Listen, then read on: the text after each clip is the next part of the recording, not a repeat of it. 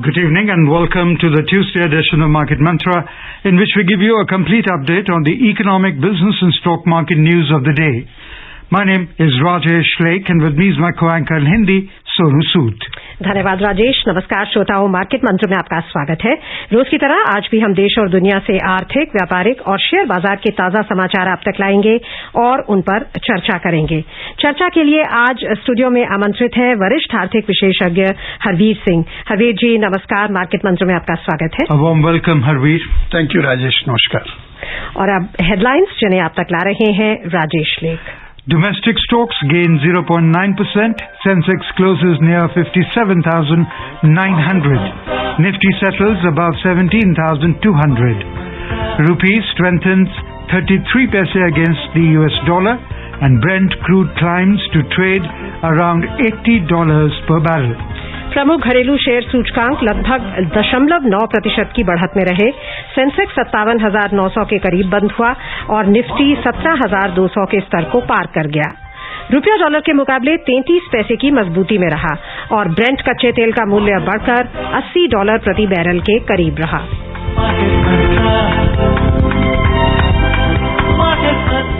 शुरुआत करते हैं शेयर बाजार से, जहां सेंसेक्स और निफ्टी आज लगभग 0.9% की तेजी में रहे।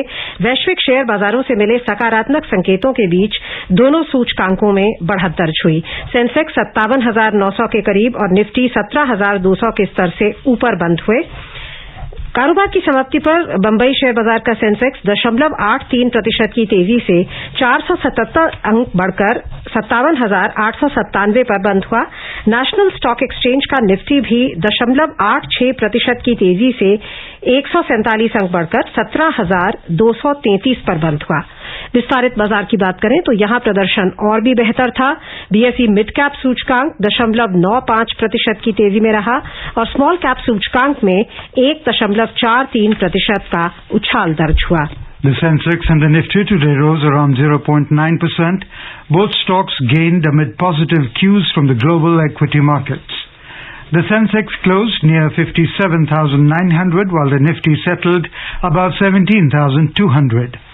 The BSE Sensex climbed 477 points or 0.83% to trade at 57,897. The NSE Nifty also surged 147 points or 0.86% to trade at 17,233. In the broader market at BSE, the mid-cap climbed 0.95% and the small-cap index surged 1.43%. In the Sensex pack, shares of 28 companies climbed while 2 fell. Asian Paints was the top gainer as it climbed 2.9%, followed by Sun Pharma, which gained 2.6%. Mahindra & Mahindra climbed 2.5%, Titan surged 2.1%, and Ultratech Cement added 2.1%. On the other hand, IndusInd Bank and Power Grid both fell 0.3%. In sectoral indices, all 19 sectors gained. Capital goods gained the most as it rose 1.6%, while basic material and industrials both 1.5%. The overall breadth of the BSE trade was positive as shares of 2,590 companies gained while 805 fell.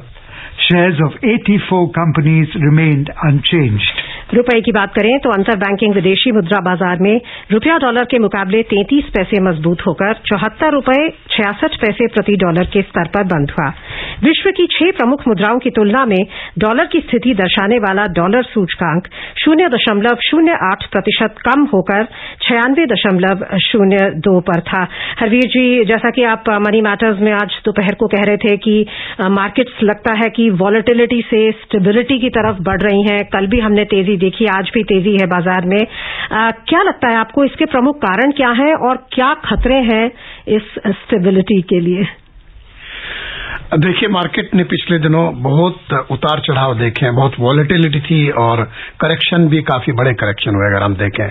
और peak से लेकर के market जहां पर आया उसमें ये सुधार हम लोग देख रहे हैं। अभी एक तो ये लगता है कि जो बीच में लॉकडाउन और ये ओमिक्रॉन नया जो वेरिएंट है कोरोना का, उसका जो फैलाव है, उससे एक जो अचानक दहशत बढ़ी थी, वो शायद कहीं ना कहीं लोगों में जो सिस्टम है, हेल्थ सिस्टम है दुनिया भर के, उनका जो उसको रेस्पॉन्स है, उसमें वो समझ रहे हैं कि इससे हम लड़ पा रहे हैं। एक तो ये फैक्टर है। दूसरे, इनिशियली जब अफ्रीका से ये आना शुरू हुआ तो चिंताएं थी। अब क्योंकि इतना फैटल नहीं है, ये बात सही है कि उसका कंटेगियन इफेक्ट ज्यादा है, तेजी से फैल रहा है और हमारे यहाँ भी केसेस बढ़े, यूरोप में दिक्कतें बढ़ी और लॉकडाउन हुए। सो उन सब का कहीं ना कहीं मार्केट ने एक असेसमेंट कर लिया है कि इसका क्या इकोनॉमिक इम्पैक्ट हो सकता है। रिसेंटली जो ग्लोबल इकोनॉमी है, उसका जो साइज की बात है कि $200 ट्रिलियन और वहां पहुंच जाएगी, तो ये इस साल में जो आया है अगले साल के लिए, तो ये एक पॉजिटिव ये संकेत है कि ग्रोथ मोमेंटम बना रहेगा इकोनॉमीज में। तो ये एक इम्पोर्टेंट फैक्टर है। दूसरे, जो करेक्शन हुआ वहां कहीं ना कहीं जो इन्वेस्टर्स हैं उनको शायद ये एंट्री पॉइंट भी लगता है। तो ये भी फैक्टर इसमें है कि जो वैल्यू अभी है कि ये अभी वैल्यू फॉर मनी है। अभी अगर एंट्री लेंगे तो वैल्यूएशन आपको आगे जाके उसमें आपका एडवांटेज आपको रहेगा। तो ये मल्टीपल फैक्टर्स है। इसीलिए आप देखिए कि सिर्फ हमारे यहाँ नहीं, आज जिस तरह के मार्केट्स हैं, आप लोग पहले भी आपने उसको रीड किया है, स्टोरी को आगे भी करेंगे अभी, तो वो भी ज्यादातर जगह ये एक पॉजिटिव नोट पर मार्केट्स जा रहे हैं। तो ये सारे फैक्टर्स मिला करके, और जो आपने कहा कि कहीं के स्टेबिलिटी की तरफ जा रहा है कि जो वोलेटिलिटी से, I think it's gaining new base and from there it can go upward. Some analysts feel, and you very rightly said a while back, that some investors are discounting the impact of the Omicron variant, and that's the reason why they prefer buying shares at low levels. And this is what we saw today and yesterday. Yes, and you see, in last few days, suddenly crude prices fall down. Basically, the reason was that demand may come down due to economic activities will be halted due to this new variant, and lockdowns will happen and all. But now there is an indication from the oil side also, oil surged. So it means that the prediction is there that their demand will remain continue. So different markets are basically making cases for themselves, so which way will go in future. So that is the thing. Even these investors in the market and funds and individual investors, they are also seeing that now there is an opportunity to enter into the market at a better value.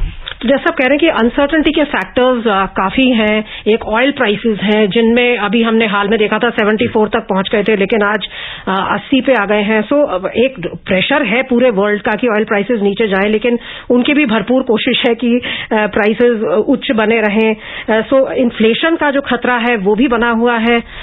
सो क्या लगता है आपको, इस inflation के scenario को देखते हुए क्या सेंट्रल बैंक्स कुछ कदम तेजी से उठा सकते हैं और वो बाजारों के लिए एक हानिकारक फैक्टर हो सकता है? ये देखिए कि जो ईज ऑफ मनी सप्लाई वो हमेशा मार्केट के लिए अच्छा रहा है, और क्योंकि उसका बड़ा फ्लो मार्केट में जा रहा है, और उसका रीजन ये है कि बाकी जो इन्वेस्टमेंट अपॉर्चुनिटीज है, जो दूसरे ऑप्शंस हैं, उसके मुकाबले market is giving better returns. एक तो ये फैक्टर है। दूसरे ये बिल्कुल है कि दुनिया भर में अब सेंट्रल बैंक्स वो इन्फ्लेशन से लड़ रहे हैं।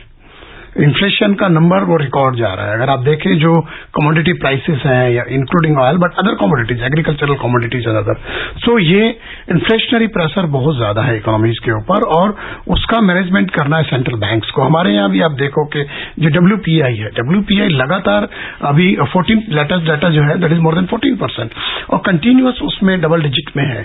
सो गैप है। अभी CPI को मेंटेन कर रहे हैं, जो RBI का अपना 4% ±2 का जो एक मैंडेट है, बट ये भी एक प्रेशर है कि ये जो इम्पैक्ट है WPI का वो ट्रांसलेट तो CPI में होगा। अभी नहीं होगा तो कुछ महीने एक लैग रहता है, उसके बाद होता है। अमेरिका में भी इन्फ्लेशनरी प्रेशर ज्यादा है, यूरोप में भी है, और फेड ने इंडिकेट किया है कि वो मनी सप्लाई को टाइट करेंगे, टैपरिंग वाला जो उनका एक स्टांस है। तो उसका मतलब ये होगा बिकॉज वहां पर मनी सप्लाई बहुत ज्यादा है और that volume comes to basically this emerging markets like India. So अगर वहां पर इम्पैक्ट आएगा तो जो FIs एंड FPI का जो फ्लो है वो अफेक्ट होगा and that can affect the market. Okay. Today the advance decline ratio was very favorable, and sectors and some names like in the tires and textiles, including auto and PSU banking names, were quite in vogue amongst the investors. So, what could be the reason going forward? Will the positivity towards the PSU banks, towards the textiles, towards the ancillaries continue? You see that in the recent past we have seen some chip supply crisis for auto sector, but there is a demand. Basically, there is a waiting for auto products in the market. It clearly shows that demand will remain continue, and when the economic indicators are improving, disposable income will increase in coming days. So there will be more demand for auto sector, and it has direct relationship with ancillaries. So it means that there is a positivity for the sector overall.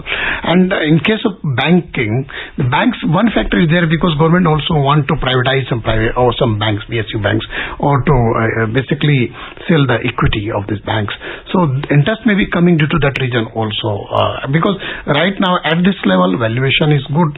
Some investors must be seeing a good valuation if they enter at this moment in the market to buy their stocks. एक आपसे जानना चाहेंगे, जब pandemic था तो उसमें agriculture sector की अगर हम बात करें, वो एक पिलर ऑफ स्ट्रेंथ था, वो कभी भी नेगेटिव ग्रोथ रेट में नहीं गया. अभी आपको क्या लगता है ये जो स्ट्रेंथ है एग्रीकल्चर में, क्या आप आशा रखते हैं कि वो कंटिन्यू करेगी? आगे किस तरह से देखते हैं आप एग्रीकल्चर सेक्टर के प्रोस्पेक्ट्स को? देखिए, हमने बैक टू बैक 3 अच्छे मानसून देखे हैं. ये जो वेदर का जो रिकॉर्ड होता है उसमें इस तरह के जो कॉम्बिनेशन है back to back 3 good monsoon बहुत कम मिला है हमें पिछले जब से 100 साल से इसका मेट्रोलॉजी का रिकॉर्ड्स बनता है. और उसका फायदा ये हुआ कि हमारा एग्रीकल्चरल प्रोडक्शन बेहतर रहा डिस्पाइट पैंडेमिक में. देखिए, एक तो एग्रीकल्चर अपने आप में एक नेचुरल एक्टिविटी है, but at the same time उसको इनेबल करने के लिए गवर्नमेंट ने सबसे पहले कुछ रिलैक्सेशन एग्रीकल्चर सेक्टर के लिए किए थे, जिसे प्रोक्योरमेंट बन गया, हार्वेस्टिंग का टाइम आ गया था उस वक्त, वो सारा, और बेटर प्रोक्योरमेंट्स हुए. सो एग्रीकल्चर सेक्टर ने, जब हम 7.7% कॉन्ट्रैक्ट हुई हमारी economy, agriculture growth was more than 3%, almost 3.5%. So next year भी उसके बाद ग्रोथ रही. और अभी भी जो फेवरेबल जो वेदर सिचुएशन है उसमें हम एग्रीकल्चर में लगातार ग्रोथ देख रहे हैं. दूसरे क्या है कि दैट्स वाई आप देखिए कि even when all industrial sector were negative and all, आप देखिए कि जो एग्रीकल्चर रिलेटेड इंडस्ट्री थी, particularly tractor sales were very high even around that time. So और आपका जो फर्टिलाइजर है, एग्रोकेमिकल्स हैं, उन सब के लिए वो कंपनीज की परफॉर्मेंस लगातार अच्छी बन रही. They made a lot of money when companies were losing money around that time. So that was the beauty of this sector. So इसीलिए अभी भी लगता है कि, एंड आप देखो कि एक बेनिफिट ये हुआ कि ग्लोबली जो कमोडिटी प्राइसेस फर्म होने से we got very good opportunity of agricultural export. We are at a record level of agricultural export. That money also flow here for agricultural producers and all and traders. So ये भी एक benefit हुआ. तो अभी ये continue है, मेरा ये मानना है. तो जो एग्रीकल्चर एंड अलाइड और जो रिलेटेड इंडस्ट्रीज हैं उनके लिए अभी अच्छा माहौल है, अच्छा पॉजिटिविटी है उनके लिए, एंड प्रोस्पेक्ट्स उनके बेहतर. और सरकार भी कदम उठा रही है. अभी जो production linked incentive PLI scheme है, उसको प्रोसेस्ड फूड कंपनीज के लिए भी उसका विस्तार किया गया है रिसेंटली. और अभी बात है कि जो डेयरी प्रोसेसिंग फर्म्स हैं उनके लिए भी शायद PLI लाया जाएगा. सेंटर ने डेयरी इन्वेस्टमेंट एक्सीलरेटर स्कीम किया है. डेयरी सेक्टर जो है, अगर हम एलाइड सेक्टर्स की बात करें, उसमें कितना आपको स्कोप दिखता है भारत का? देखिए, एक तो आप मानिएगा कि गवर्नमेंट का जो पॉलिसी स्टांस है वो चेंज हुआ है. अभी हम लोग प्रोडक्शन फोकस की बजाय इनकम फोकस पर चले गए हैं. जो एग्रीकल्चर और रूरल कम्युनिटी है उसके लिए फोकस है कि प्रोडक्शन हमारे पास सफिशिएंट है. सो हमें उनका इनकम एनहांस करना है। उसमें अब देखना है कि क्रॉप से जो इनकम है उसका एक अपना लिमिटेशंस है। सो अभी क्या है, अलाइड सेक्टर में जाना है। जैसे आपने जिक्र किया डेयरी के जो प्रोडक्ट्स हैं, जो उसका जो वैल्यू है आज की डेट में, वो मिल्क प्रोडक्ट्स का वैल्यू हमारा जो ओवरऑल फूड ग्रेन का वैल्यू है उससे ज्यादा चला गया है। And there is very huge potential in dairy sector. Government dairy infrastructure fund भी लेकर के आई है, जिससे कि जो प्रोसेसिंग की कैपेसिटी है उसको डबल करना। हमें प्रोसेसिंग के लिए लो इंटरेस्ट रेट के ऊपर आपको लोन अवेलेबल है, और उसका ये सेक्टर काफी तेजी से ऑर्गेनाइज सेक्टर में तब्दील होता जा रहा है। जितना ज्यादा ऑर्गेनाइज्ड होगा उसमें उतना वैल्यू जो है and share of value will go back to the farmer, so उनका इनकम बढ़ेगी। तो ये एक डायरेक्शन अच्छा है। डेयरी के अलावा आप देखिए कि इवन फिशरीज, जिसे हम ब्लू रिवोल्यूशन बोलते हैं, fisheries production is gone very high. वहां के लिए भी मत्स्य योजना, प्रधानमंत्री मत्स्य संपदा योजना आई है, that is also beneficiary to the farmer. And fisheries is not just कि हम लोग जो रिवर्स और सी जो है वहां पर फिशरीज देख रहे हैं, नहीं, इनलैंड फिशरीज का प्रोडक्शन बहुत तेजी से बढ़ा। Even states like Haryana, Bihar, even UP, the inland fishery production is going very high. So ये भी एक इनकम जनरेशन का एक स्ट्रीम है जो कि फार्मर्स के लिए हो रहा है। तो basically in totality now it is being seen के कैसे जो लोग डिपेंडेंट हैं एग्रीकल्चर एंड अलाइड सेक्टर पे, उनका इनकम का सोर्सेज कहां से बढ़ सकता है। Okay, you mentioned that this is primarily an income-based push that is being given by the government, and hopefully this sector will continue to employ over 60% of the population in the coming days as well. Given this kind of scenario, the budget is also now, being worked upon, and the finance minister is talking to a whole lot of industry captains and planning as to what should happen in the budget. What are your expectations when it comes to the agriculture sector? What should the budget be containing? What is it that the finance ministry can do to give the impetus to the agriculture sector? We have seen in recent past, agriculture is the most reliable sector for the economy in the country, not for the overall economy, as well as for making livelihood large section of the society. Still more, almost 70% people earns their livelihood from agriculture and allied sector. So government also understands that we have to focus into this for this area, and basically this area must get more and more budgetary support from the government for new schemes. 70% of the GDP is from there. Yes, it is there, and it will go up if we calculate. If we include the processing, because basic raw material and semi-processed products comes from the agriculture, and after processing it goes to the consumer and counts as an industrial product. But still, if we go together, it is much bigger. So impact is much bigger. Whatever will be allocated to agriculture, the impact of that expenditure will be very high on basically to upliftment the people from the poverty or to improve their life income and all. And we have to focus now more and more on the processing side. So we have agriculture infrastructure fund, we have a scheme for processing, we have a scheme for dairy, we have a scheme for fisheries, but at the same time we must focus on more basically to create more irrigation facilities, so that you see, if we have good irrigation facilities, in some areas farmers' income immediately will get double, because they have single crop land. If we have irrigation, immediately they can get 2 crops, sometimes 3 crops. So it will increase their income immediately. But at the same time, we also need to work on infrastructure. Basically, so the support, marketing infrastructure must be given to marketing the infrastructure, as well as storage and transportation facilities for perishable commodities from the agriculture. Physical infrastructure के अलावा आपको लगता है कि जो farmer producer organisations और cooperatives वो भी एक बहुत बड़ा रोल प्ले कर सकते हैं एग्रीकल्चर की एफिशिएंसी और प्रोडक्टिविटी बढ़ाने में? बिल्कुल। देखिए, अभी गवर्नमेंट ने एक नया मिनिस्ट्री बनाई है कोऑपरेटिव की। कोऑपरेटिव का मिनिस्ट्री बनाने का एक बड़ा मकसद ये है कि जो एग्रीकल्चर रूरल सेक्टर है उसमें फार्मर्स कलेक्टिव बने और वो बिजनेस एंटिटी के रूप में आगे बढ़े। That business entity will not be a private entity but it will be an entity basically of those people who are part of that entity. So collectively they will create the wealth and that wealth will be distributed among those who are creating the wealth. So cooperative का principal ही यही है और इसको हम सिर्फ agriculture तक सीमित नहीं रख सकते और एग्रीकल्चर क्रेडिट तक सीमित नहीं रख सकते। अब जैसे आपने कहा farmer producer organisation, they also can get formed under cooperative act now. So वो प्रोसेसिंग में जा सकते हैं, ट्रेडिंग में जा सकते हैं, इंफ्रास्ट्रक्चर क्रिएशन में जा सकते हैं and even services sectors, they can create services entities for their own area, so that also be a business entity and they can take benefit out of that. Okay, we are just yeah, please. 3 days away from 2022. So according to you, will 2022 be a roller coaster for the market due to uncertainty around Omicron, increase of the interest rates and surge of inflation around the world? How do you see all these things impacting 2022? I think now world is far better ready to fight with this coronavirus or any variant of corona like Omicron, or maybe in future we can see one more variants because this mutating virus is very dangerous for the humanity.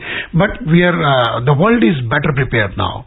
So any country or any policy maker or government will try to minimize the basically loss to the economic activities. So now I am seeing 2022 will be much better than 2021 and I think with this given this kind of pandemic everybody is getting ready to fight this menace, but at the same time they are also thinking that how to grow economically. Inflation definitely is a threat to markets and all, but we have to see how central banks comes with new initiative or the kind of decision to take. So US markets are factoring that in, and that's the reason why markets are behaving the way for the past 2 days, and they think that this is a precautionary measure to curb public gathering during the holiday season.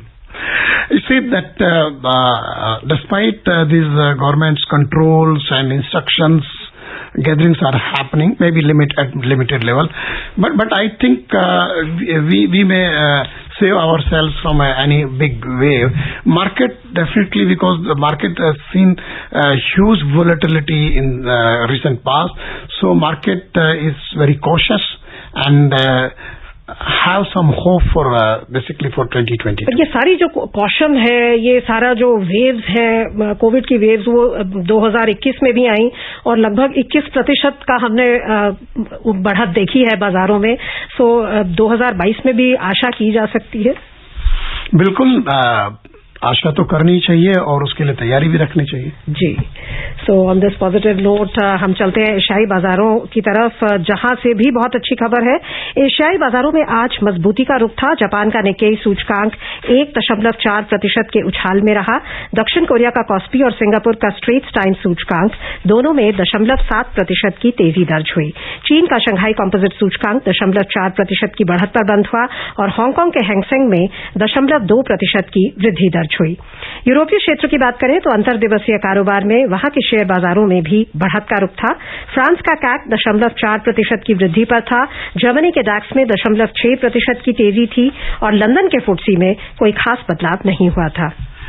The S&P 500 hit a record high yesterday as strong retail sales underscored the strength of the economy and overshadowed worries from Omicron-driven flight cancellations at the start of this year's final trading week. The Dow Jones Industrial Average added 1%, while the S&P 500 and the Nasdaq Composite both rose 1.4%. I have a question related to US Fed quickly. The Treasury yields are likely to go up, Harveer. So will that result in the reduction of FII's holding in India? It has a direct relationship with this, because if they can earn better and safe within that country, so definitely they can reduce their exposure to any emerging market including India. But FPS के बारे में एक interesting statistics जो year and statistics आते हैं वो ये भी है कि उन्होंने सेकेंडरी मार्केट से अपना जो फोकस है वो प्राइमरी मार्केट यानी जो भारत में इतने आईपीओज आए हैं उनकी तरफ किया है और इक्विटी बाजार से बॉन्ड मार्केट की तरफ वो बढ़े हैं. सो आपको लगता है कि वो शायद अब ज्यादा प्रॉफिट्स और थोड़ा सेफ इन्वेस्टमेंट उसका एक मिक्सचर देख रहे हैं? देखिए उनका trend, because they analyse in a big way, काफी रिसर्च करते हैं. All this funds are very big funds, they huge teams of researchers and all. So वो सारा कैलकुलेट करते हैं हमें बॉन्ड में जाना है या इक्विटी में जाना है, वैल्यूएशंस को देखते हैं और उसमें. लेकिन हमें ये देखना पड़ेगा कि वो ये भी असेस करेंगे कि जो प्राइमरी मार्केट है उसने किस तरीके का रिजल्ट दिया, क्योंकि हमारे प्राइमरी मार्केट में इस बार काफी सारा आईपीओज आए, काफी लोगों ने पैसा जुटाया मार्केट से, लेकिन वहां डिसअपॉइंटमेंट्स भी बहुत थे. तो सेबी जो आप कह रहे हैं बिल्कुल ठीक है, और सेबी ने जो स्टेप उठाया है आईपीओ जो ला रही कंपनीज उनको बोला कि आप अपना प्राइस डिस्क्लोजर जो है, प्राइस रैशनल, उसको और ज्यादा ट्रांसपेरेंट करिए. ये आपको लगता है इन्वेस्टर्स इंटरेस्ट के लिए एक बहुत इंपॉर्टेंट स्टेप है? देखिए ये बिल्कुल है, क्योंकि हमारे बहुत सारे हमने जो अभी जो हमारे पास जो जिस तरह की जानकारियां आ रही हैं, जो नए डीमैट अकाउंट्स हैं, जो इन्वेस्टर्स हैं, उसमें बहुत सारे इन्वेस्टर्स की तादाद ऐसी है जो छोटे इन्वेस्टर हैं, जिनको मार्केट के बारे में बहुत गहरी जानकारी नहीं होती. उनके लिए ये भेद करना बड़ा मुश्किल होता है कि ये जो नई इकोनॉमी की कंपनीज हैं, ये जो आईपीओ ला रही हैं, उनका क्या स्ट्रेंथ है और जो ट्रेडिशनल है वो क्या है. तो ये जो पहले एक था कि आपका प्रॉफिटेबिलिटी का एक रिकॉर्ड होना चाहिए और अभी वो हट गया है. तो अभी कई बड़े आईपीओ आए जो लगातार वो कंपनीज इनकरिंग हैवी लॉसेस. तो अब उनको नहीं आइडिया कि ये जो कंपनीज का जो आईपीओ लाने की जो अनुमति मिली है वो उसके पीछे के क्या क्या उसके कारक हैं और क्या मानक है. तो ऐसे में मेरे ख्याल से सेबी को ये क्लैरिटी लानी पड़ेगी, बिकॉज जो इन्वेस्टर का जो सेफ गार्ड है, जो कॉन्फिडेंस है, जो उनके लिए रेगुलेटर ही सबसे इंपॉर्टेंट है, उनके हितों का रक्षक वही है.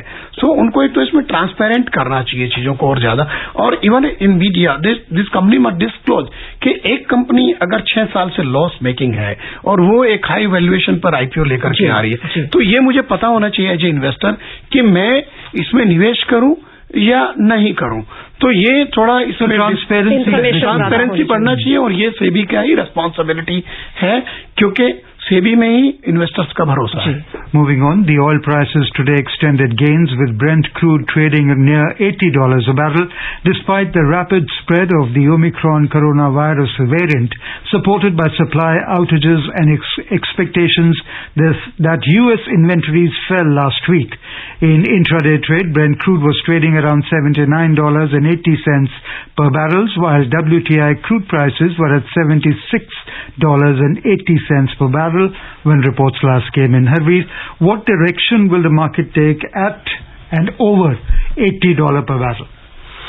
$80 is really a very important mark in case of crude for the market. It will have a negative, it will take negative clue from there. So we'll wait and watch. और अब चलते हैं कीमती धातुओं की ओर. मल्टी कमोडिटी एक्सचेंज में फरवरी अनुबंध वाला सोना 130 रुपए की बढ़त से 48,190 रुपए प्रति 10 ग्राम पर था. मार्च अनुबंध वाली चांदी भी 450 रुपए बढ़कर 62,750 रुपए प्रति किलो पर थी. न्यूयॉर्क मर्केंटाइल एक्सचेंज में सोना बढ़त के साथ $1,818.50 प्रति आउंस पर और चांदी भी वृद्धि दर्ज करती हुई $23.20 प्रति आउंस पर थी. कार्यक्रम का समय समाप्त हो रहा है. हरवीर जी, बहुत बहुत धन्यवाद आपका आने के लिए और बहुमूल्य जानकारी देने के लिए. Thank you for being with us, Harveer. And before we close the headlines once again, domestic stocks gain 0.9%. The Sensex closes near 57,900. Nifty settles above 17,200. Rupee strengthens 33 paise against the US dollar and Brent crude climbs to trade around $80 per barrel. That's all we have in this edition of Market Mantra. Till tomorrow, goodbye.